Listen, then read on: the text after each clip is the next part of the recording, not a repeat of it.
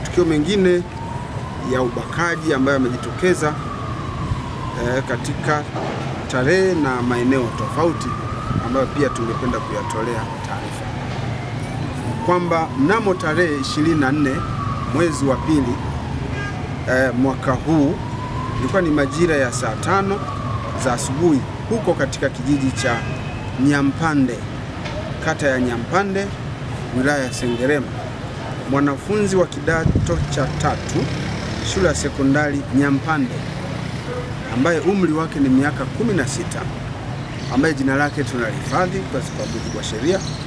Huyu alibakwa na mwalimu wake, ambaye mwalimu huyo anaitwa Edwin Matthew Temba, ana miaka 37, ni mwalimu wa shule ya msingi Nyampande, mkazi wa Nyampande, wilaya Sengerema. Na tukio hilo la kikatili la ubakaji lilifanyika wakati binti huyu ameitwa hapo kwenye nyumba ya mwalimu kwa ajili ya kuangalia mchezo wa mpira wa miguu. Ndipo mwalimu huyo alipata fursa ya kuweza kumfanyia kitendo hicho cha kikatili kwa kumwingilia kimwili bila kuwa na ridhaa ya huyo binti. Inadaiwa kuwa mwanafunzi huyo alikuwa na desturi ya kwenda kutizama televisheni nyumbani kwa mwalimu Edwin Matthew Temba, ambapo tarehe 24 mwezi wa pili majira ya saa 5 mwanafunzi huyu alikwenda kwa mwalimu Edwin Matthew Temba kutizama mpira wa miguu. Ndipo huyo mtuhumiwa alipata nafasi ya kumbaka kwa kumfanyia kitendo cha kikatili. Mtuhumiwa huyo amekamatwa na uchunguzi dhidi juu ya tuhuma hizo zinazomkabili unaendelea kufanywa na jeshi la polisi, ambapo uchunguzi ukikamilika, jalada hilo litatumwa kwa mkuu wa mashtaka wa mkoa ili naye aweze kusoma na kutupatia maelekezo. Na mtuhumiwa huyo ameshikiliwa na jeshi la polisi. Ndugu waandishi wa habari, tukio lingine ni kwamba tunawashikilia watu wawili, ambao kati ya watu wawili kuna mwalimu wa shule ya msingi ambaye anaitwa Daudi Ocheng.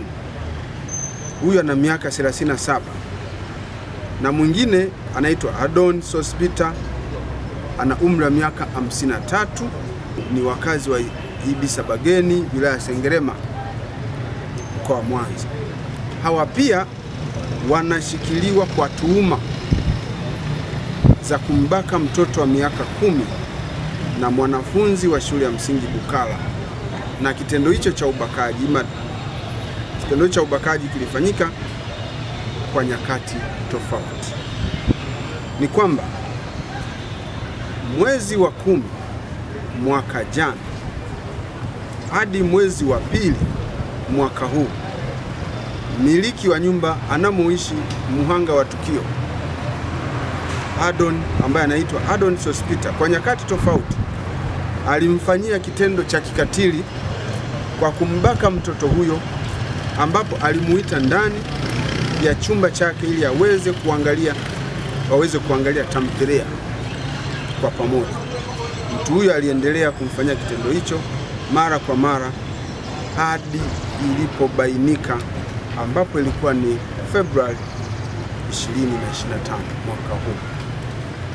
Lakini pia mwalimu wa shule ya msingi aitwaye Daudi Ochieng, anakosoma mtoto huyo, naye alimfanyia kitendo hicho cha kikatili mtoto huyo kwa kumbaka, ambapo mwezi Februari mwaka 2025 alimuita mwanafunzi huyo nyumbani kwake ili aweze kumfundisha masomo ya ziada, lakini ikawa kinyume chake. Baada ya kuwa ameingiwa tamaa ya kimwili, aliamua kumwingilia binti huyo.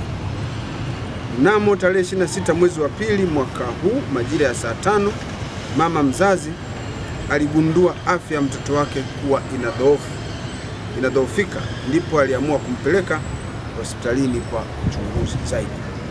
Baada ya uchunguzi kwa mtoto huyo, ilibainika kuwa ana michubuko sehemu za siri, ndipo mzazi wake aliamua kutoa taarifa kituo cha polisi ambapo uchunguzi ulianza mara moja kwa kuwatafuta watuhumiwa wa tukio hilo na kuwatia mbaroni, ambapo siku hiyo ya tarehe 26 mwezi wa pili jeshi la polisi tulifanikiwa kuwakamata watuhumiwa wa matukio hayo, na kwa sasa wameshikiliwa na jeshi la polisi huku wakiendelea kuhojiwa.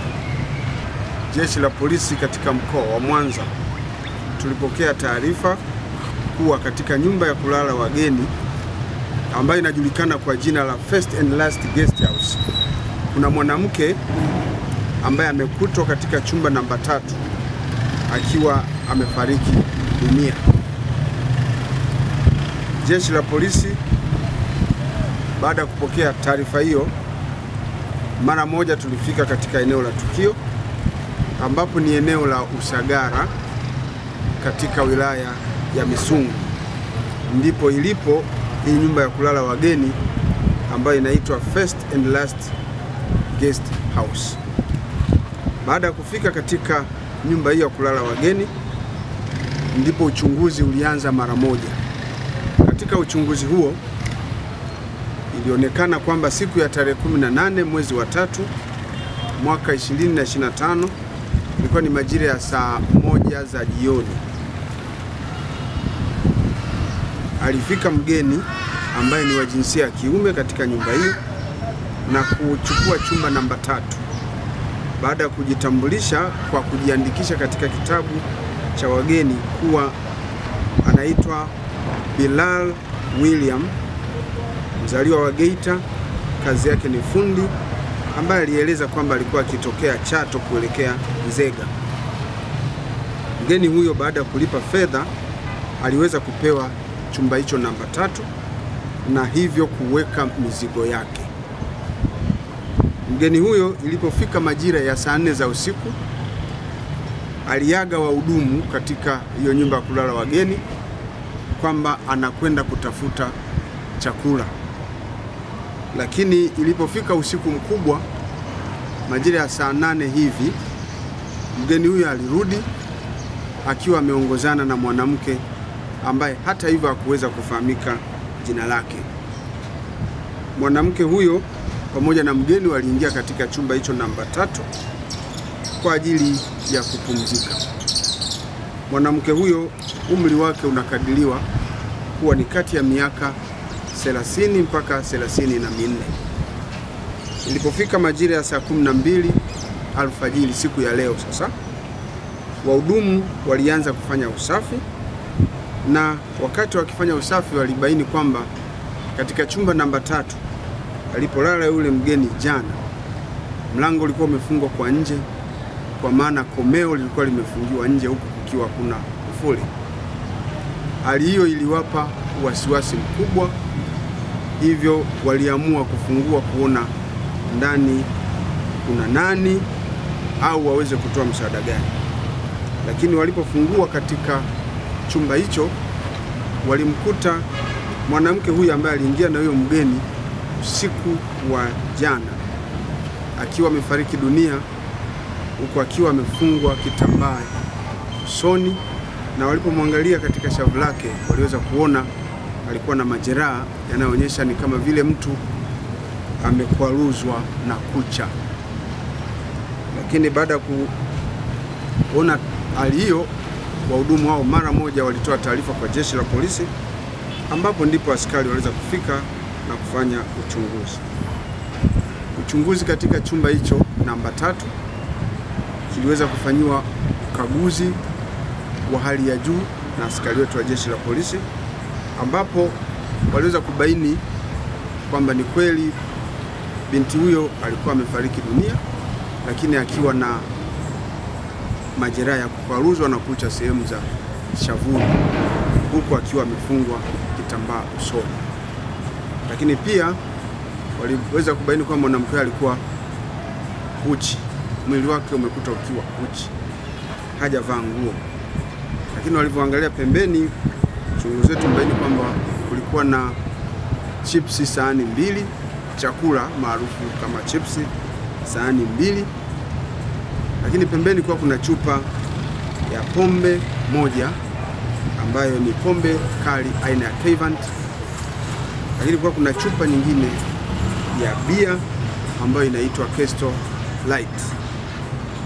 Baada ya kuona hali hiyo na kubaini kwamba binti huyo alikuwa tayari amekwisha poteza maisha, wameuchukua mwili huo jeshi la polisi na kuupeleka katika hospitali ya wilaya ya Misungwi kwa ajili ya uchunguzi zaidi. Binti huyo mpaka sasa hajaweza kufahamika, na huyo mwanamume aliyechukua kile chumba ametoweka.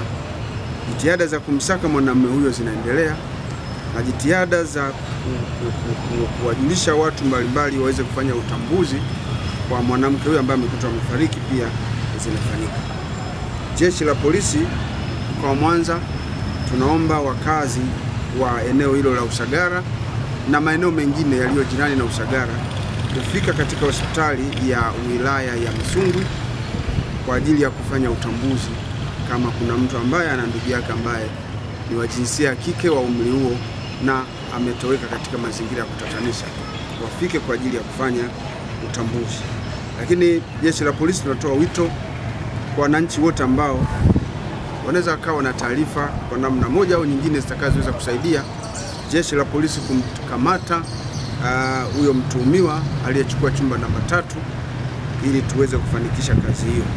Uchunguzi kimsingi umeshaanza kwa kufanya ufuatiliaji wa kina kwa kutumia namba za simu alizoziacha hapo ambazo sitapenda kuzitaja kwa sasa, lakini kupitia na taarifa nyingine muhimu alizoziandika kwenye vitabu. Kwa hiyo uchunguzi wa kina unaendelea, lakini wananchi kama watakuwa na taarifa zozote wafike kwa jeshi la polisi katika mkoa wa Mwanza na kutupatia taarifa zitakazotusaidia zaidi. Mpaka sasa chanzo cha tukio hilo la mauaji hakijafahamika.